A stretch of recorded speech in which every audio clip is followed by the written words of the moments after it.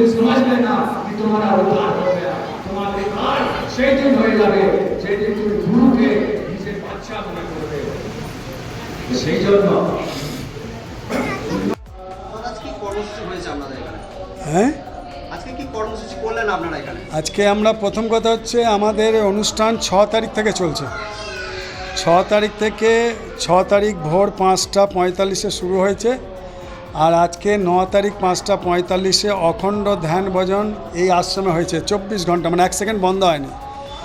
আর সকালে আমাদের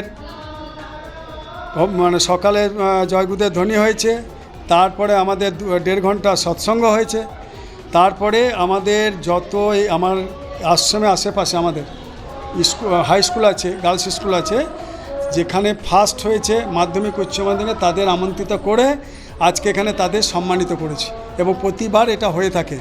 এবং রাখি পূর্ণিমাতে আশেপাশে গ্রামের অনেক ভক্তবৃন্দ আসেন, প্রেমী আসেন, এইখানে আমাদের ভান্ডারা প্রসাদ হয়, সকলকে আমরা খাওয়াই নিঃশুল্কভাবে, কোনো পয়সা লাগে না। এবং আমাদের এখানে কাউরির কাছে পয়সা নেওয়াও হয় না, চাঁদাও নেওয়া হয় না, এমনকি দানপাত্রে কেউ পয়সাও দেওয়ারও মানা আছে।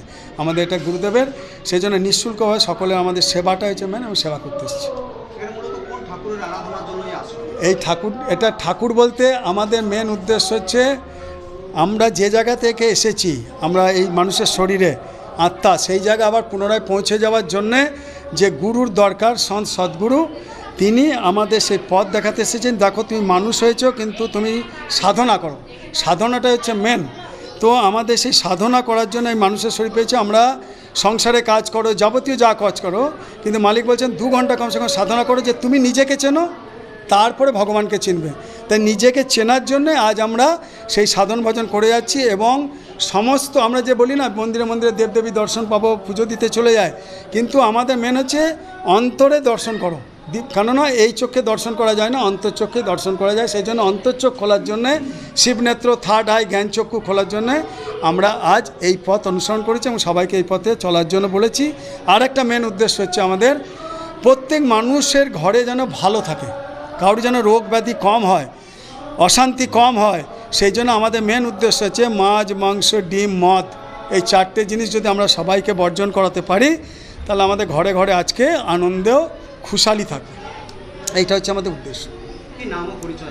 আমার নাম হচ্ছে বিশ্বজিৎ সরকার, আর ইনি আমার গুরু ভাই, বরিষ্ঠ, আশ্রমের বহু সেবা করেন, এবং এনার নাম হচ্ছে মহেশ চৌধুরী। আমরা এখানেই আসা যাওয়া করি, আমাদের সাঁইথিয়া বাড়ি। আর এখানে আমাদের গুরু ভাইরা আছে, দু টাইম আমাদের ভোজন ব্যবস্থা আছে। যে কেউ এলে এখানে ভোজন ব্যবস্থা কোনো দিন অভাব হয় না, সবাই ভোজন ব্যবস্থা পায়। সর্বমন্ত্র সার এই শাস্ত্র বর্ণ, অর্থাৎ কলিকালের নাম ছাড়া দ্বিতীয় কোনো রাস্তা নাই, কলিকালের নাম ছাড়া দ্বিতীয় কোনো পথ নাই, কলিকালের নাম ছাড়া কোনো রাস্তা নাই। আর নাম পেলে কি হয়? পাগল হইলাম আমি, ধৈর্য নামি মনে, এত চিন্তে নিবে দিলাম গুরুর চরণে, কিবা মন্ত্র দিলাম সার, কিবা তার বল, চোখে চোখে মন্ত্র করিল পাগল। অর্থাৎ হে প্রভু, কি নাম তুমি আমাকে দিলে, এই নামের বলে, এই নামের ভরসায়, নাম চলতে চলতে আমি পাগল হয়ে গেলাম।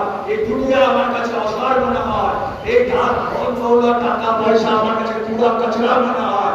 হে প্রভু, তুমি দয়া করে যত নাম দিয়েছ, আমার ধ্যান ভজন করার ক্ষমতা নাই, আমি খালি ধ্যান ভজনে বসি। ঘুরে দেবেন।